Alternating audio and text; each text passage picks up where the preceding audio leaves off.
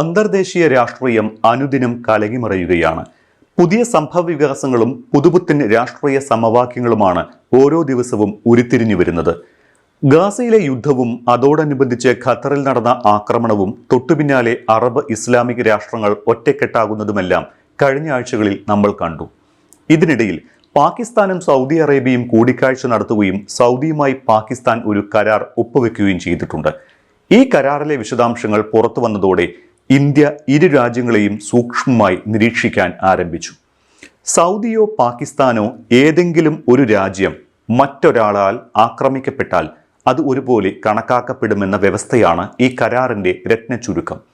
ഇതോടെ ഇന്ത്യ ഇരു രാജ്യങ്ങളുടെയും കരാറിനെ സൂക്ഷ്മമായി തന്നെ വീക്ഷിക്കുകയാണ്. ഇത് ഇന്ത്യക്ക് ഏതെങ്കിലും തരത്തിൽ പ്രതികൂലമാകുമോ എന്നാണ് രാജ്യം ഉറ്റുനോക്കുന്നത്.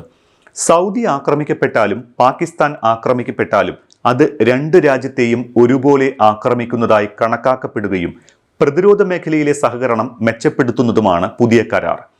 സഹകരണം മെച്ചപ്പെടുത്തുന്നതോടെ ആക്രമണമുണ്ടായാൽ പ്രതിരോധവും പ്രത്യാക്രമണവും സംയുക്തമായിട്ടായിരിക്കുമെന്ന് കരാറിൽ വ്യവസ്ഥ ചെയ്യുന്നുണ്ട്. നാറ്റോ സഖ്യകക്ഷികൾക്കിടയിൽ പ്രചാരത്തിലുള്ള കരാറിന് തുല്യമാണ് ഈ ഒരു കരാറും. 32 അംഗങ്ങളുള്ള നാറ്റോ ബഹുരാഷ്ട്ര കരാറിൽ സംയോജിത സൈനിക ആസൂത്രണവും സംയുക്ത അഭ്യാസങ്ങളും കൂട്ടായ ഘടനകളും എല്ലാമുണ്ട്. ഇതുപോലെ തന്നെ സമാനമായ രീതിയിൽ പരസ്പര പ്രതിരോധ സഹകരണം ഉറപ്പുവരുത്തുന്ന ഒരു ഉഭയകക്ഷി കരാറാണ് പാക് സൗദി കരാർ. നാറ്റോ കരാർ പോലെയുള്ള വാക്ക് എഴുതി ചേർത്തത് ഒരുപക്ഷെ മനഃപൂർവ്വമായിട്ടായിരിക്കാമെന്നാണ് അന്താരാഷ്ട്ര വിദഗ്ധർ വിലയിരുത്തുന്നത്. പതിറ്റാണ്ടുകളായി പല മേഖലകളിലും വിപുലമായ സഹകരണമുള്ള രാഷ്ട്രങ്ങളാണ് ഇന്ത്യയും സൗദിയും. ഇന്ത്യയും പാകിസ്ഥാനുമാകട്ടെ വിഭജനകാലം മുതൽ ശത്രുക്കളുമാണ്. പലകുറി ഇന്ത്യയും പാകിസ്ഥാനും ഏറ്റുമുട്ടിയിട്ടുണ്ട്. ഇന്ത്യയിൽ പാകിസ്ഥാൻ ഭീകരവാദ പ്രവർത്തനങ്ങളും അക്രമങ്ങളും നടത്തുകയും ഇന്ത്യ അതിശക്തമായ രീതിയിൽ അതിനെ തിരിച്ചടിക്കുകയും ചെയ്തിട്ടുള്ളതാണ്. ഓപ്പറേഷൻ സിന്ദൂർ ഒക്കെ അതിന്റെ ഏറ്റവും ഒടുവിലത്തെ ഉദാഹരണം. ഭീകരവിരുദ്ധ സഖ്യം മുതൽ വലിയ തോതിലുള്ള നിക്ഷേപ പങ്കാളിത്തം വരെയുള്ള കാര്യങ്ങളിൽ ഇന്ത്യയും സൗദി അറേബ്യയും വലിയ രീതിയിലുള്ള സഹകരണം അടുത്ത കാലത്തായി രൂപപ്പെട്ടിട്ടുമുണ്ട്. ഈ സാഹചര്യത്തിലാണ് ഒരു രാജ്യത്തിനെതിരായ അക്രമം ഇരു രാജ്യങ്ങളെയും ആക്രമിക്കുന്നതിന് സമാനമെന്ന രീതിയിലുള്ള കരാർ പാകിസ്ഥാനും സൗദിയും ഒപ്പുവെക്കുന്നത്. പഹൽഗാമിലെ ഭീകരാക്രമണത്തിന്റെ പേരിൽ ഇന്നും അവസാനിച്ചിട്ടില്ലാത്ത വെടിയൊച്ചകൾ ഇന്ത്യ പാക് അതിർത്തിയിൽ കേൾക്കുന്നുണ്ട്. ഈ സാഹചര്യത്തിൽ സൗദിയുമായി ഇത്തരത്തിലൊരു പ്രതിരോധ സഹകരണ കരാറിൽ ഏർപ്പെടുന്നത് ഇന്ത്യയെ തിരിച്ചടിക്കാൻ പാകിസ്ഥാൻ സൗദി സഹായം തേടുന്നതാണോ എന്ന് ഇന്ത്യ സംശയിച്ചാലും തെറ്റുപറയാനൊക്കില്ല. പതിറ്റാണ്ടുകളായി ഇന്ത്യയും സൗദി അറേബ്യയും തമ്മിൽ ബന്ധമുണ്ട്. അതിൽ തന്നെ കഴിഞ്ഞ ഒരു പതിറ്റാണ്ടിനിടെ സൗദിയുമായുള്ള ഇന്ത്യയുടെ അടുപ്പം വളരെയധികം വർദ്ധിക്കുകയും ചെയ്തു. നിലവിൽ സൗദിയുടെ രണ്ടാമത്തെ വലിയ വ്യാപാര പങ്കാളിയും സുപ്രധാന ഊർജ വിതരണ രാജ്യവുമാണ് ഇന്ത്യ. പഹൽഗാം ഭീകരാക്രമണം ഉണ്ടായ സമയം സൗദിയും ഈ ആക്രമണത്തെ അപലപിക്കുകയും തീവ്രവാദത്തിനും അതിർത്തി കടന്നുള്ള ആക്രമണത്തെയും പിന്തുണയ്ക്കുന്നതിന് യാതൊരുവിധ ന്യായീകരണവുമില്ല എന്ന് വീണ്ടും തറപ്പിച്ചു പറയുകയും ചെയ്തിട്ടുണ്ട്. ഈ ഒരു ഘട്ടത്തിൽ ഇന്ത്യയുടെ ഏറ്റവും അടുത്ത പങ്കാളിയായ സൗദിയുമായി പാകിസ്ഥാൻ പ്രതിരോധ കരാറിൽ ഒപ്പുവെച്ചു എന്നത് ഇന്ത്യ വളരെയധികം ഗൗരവത്തോടെയാണ് കാണുന്നത്. പാകിസ്ഥാനെ ആക്രമിക്കുന്നതിൽ നിന്ന് ഈ കരാർ ഇന്ത്യയെ പിന്തിരിപ്പിക്കില്ല എങ്കിൽ പോലും പ്രധാന ശക്തികളായ ചൈനയ്ക്കും തുർക്കിക്കും പുറമെ ഇപ്പോൾ സൗദിയും പൂർണ്ണമായും പാകിസ്ഥാന്റെ പക്ഷത്തായതിനാൽ പാകിസ്ഥാന് ശക്തി കൂടുന്നുണ്ട്.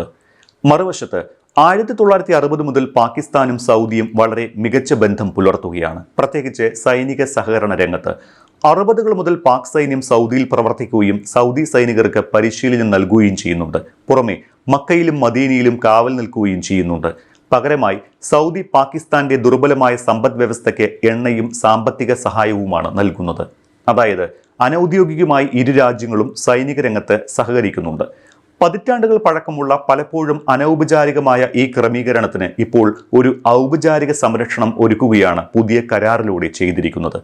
ഈ കരാർ കുറച്ചു കാലമായി പരിഗണനയിലാണ് എന്ന് സർക്കാരിന് അറിയാമെന്നും സൗദി അറേബ്യയും പാകിസ്ഥാനും തമ്മിലുള്ള ദീർഘകാല കരാറാണ് ഇതെന്നുമുള്ള പ്രതികരണത്തിലൂടെ വളരെ ജാഗ്രതയോടെയാണ് ഇന്ത്യ ഈ വിഷയം നിരീക്ഷിക്കുന്നത് എന്ന് വ്യക്തമാണ്.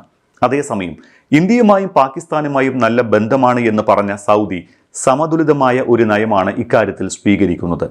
റിയാദും ഇസ്ലാമാബാദും തമ്മിൽ വർഷങ്ങളായി നടന്ന ചർച്ചകളുടെ പരിസമാപ്തിയാണ് കരാർ എന്നാണ് സൗദിയുടെ പ്രതികരണം. അതേസമയം തന്നെ ഇന്ത്യയുമായി സൗദി അറേബ്യയുടെ ബന്ധം എക്കാലത്തേക്കാളും ശക്തമാണ് എന്നും അത് തുടർന്നും വളരുമെന്നുകൂടി സൗദി ചൂണ്ടിക്കാട്ടുന്നുണ്ട്. അന്താരാഷ്ട്ര തലത്തിൽ പുതിയ രാഷ്ട്രീയ സമവാക്യങ്ങൾ രൂപപ്പെടുന്ന ഒരു ഘട്ടമാണ് ഇത്. മുൻകാലങ്ങളിൽ അമേരിക്കയുടെ സഖ്യകക്ഷിയായാൽ ശത്രു രാജ്യങ്ങൾ ആക്രമിക്കില്ല എന്ന ഒരു ധാരണ അറേബ്യൻ രാഷ്ട്രങ്ങൾക്കുണ്ടായിരുന്നു. ഈ ധാരണക്കേറ്റ തിരിച്ചടിയായിരുന്നു കഴിഞ്ഞയാഴ്ച ഖത്തറിൽ നടന്ന ഇസ്രയേൽ ആക്രമണം. ഈ ആക്രമണത്തിന് പിന്നാലെ അറബ് ഇസ്ലാമിക രാഷ്ട്രങ്ങൾ ഒന്നിക്കണമെന്ന പ്രമേയം അറബ് ഇസ്ലാമിക് ഉച്ചകോടി പാസാക്കിയത് കഴിഞ്ഞ ദിവസമാണ്. അമേരിക്കയുടെ സഹായമില്ലാതെ തന്നെ തങ്ങൾക്കെതിരെ ആക്രമണങ്ങളെ പ്രതിരോധിക്കാൻ അറബ് ഇസ്ലാമിക് രാജ്യങ്ങൾ ഒന്നിക്കണമെന്ന ആഹ്വാനം ഉച്ചകോടിയിൽ ഉണ്ടായിരുന്നു. അന്നത്തെ ഏറ്റവും സുപ്രധാനമായ ഒരു വ്യവസ്ഥ ഏതെങ്കിലും ഒരു അറബ് ഇസ്ലാമിക് രാഷ്ട്രത്തിനെതിരെ ഉണ്ടാകുന്ന ആക്രമണം മുഴുവൻ മുസ്ലിം ലോകത്തിന് നേർക്കുള്ള ആക്രമണമായി കണ്ട് ഒന്നിച്ചു നിന്ന് പ്രതിരോധിക്കണം എന്നായിരുന്നു. ഈ ഉച്ചകോടി കഴിഞ്ഞ് ദിവസങ്ങൾക്കകമാണ് സമാനമായ വ്യവസ്ഥയോടെ പാകിസ്ഥാൻ സൗദിയുമായി പ്രതിരോധ സഹകരണത്തിൽ ഒന്നിച്ചു നീങ്ങാൻ കരാർ ഒപ്പിടുന്നത് എന്നത് ശ്രദ്ധേയമാണ്. കരാറിൽ ആണവായുധങ്ങളെക്കുറിച്ച് പരാമർശമില്ലെങ്കിലും പാകിസ്ഥാന്റെ ആയുധശേഖരത്തിന്റെ നിഴൽ കരാറിന്റെ വ്യാഖ്യാനത്തിന് മുകളിൽ നിൽക്കുന്നുണ്ട്. ആണവായുധം കൈവശമുള്ള ഏക മുസ്ലിം ഭൂരിപക്ഷ രാഷ്ട്രവും പാകിസ്ഥാനാണ് എന്ന് ഓർക്കണം. അതിനിടെ ഇന്ത്യ പാകിസ്ഥാനെതിരെ യുദ്ധം പ്രഖ്യാപിക്കുന്ന സാഹചര്യമുണ്ടായാൽ സൗദി അറേബ്യ പാകിസ്ഥാന്റെ സഹായത്തിനെത്തുമെന്ന് പാക് പ്രതിരോധ മന്ത്രി ഖ്വാജ ആസിഫ് പറയുക കൂടി ചെയ്തിട്ടുണ്ട്. പാക് പ്രധാനമന്ത്രി ഷഹബാസ് ഷെരീഫിന്റെ റിയാദ് സന്ദർശനത്തിനിടെ ഇരു രാജ്യങ്ങളും ഒപ്പുവെച്ച പരസ്പര പ്രതിരോധ കരാറിനെ പരാമർശിച്ചുകൊണ്ടായിരുന്നു മന്ത്രിയുടെ പ്രസ്താവന. ഒരു രാജ്യത്തിനെതിരായ ആക്രമണം ഇരു രാജ്യങ്ങൾക്കുമെതിരായ ആക്രമണമായി കണക്കാക്കും എന്നതാണ് കരാറിലെ ഏറ്റവും പ്രധാനപ്പെട്ട വ്യവസ്ഥകളിലൊന്ന്. സൗദി അറേബ്യക്കെതിരായാലും പാകിസ്ഥാനെതിരെയായാലും ഒരു ആക്രമണമുണ്ടായാൽ സംയുക്തമായി അതിനെ പ്രതിരോധിക്കും. ഈ കരാർ പ്രതിരോധമാണ് ലക്ഷ്യം വെക്കുന്നത് എന്നും അല്ലാതെ ആക്രമണമല്ല എന്നും പാക് പ്രതിരോധ മന്ത്രി പറയുന്നുണ്ട്. എന്തായാലും പാകിസ്ഥാനും സൗദിയുമായുള്ള ഈ ഒരു ഉടമ്പടിയെ ഇന്ത്യ വളരെ ജാഗ്രതയോടെയാണ് നോക്കിക്കാണുന്നത്.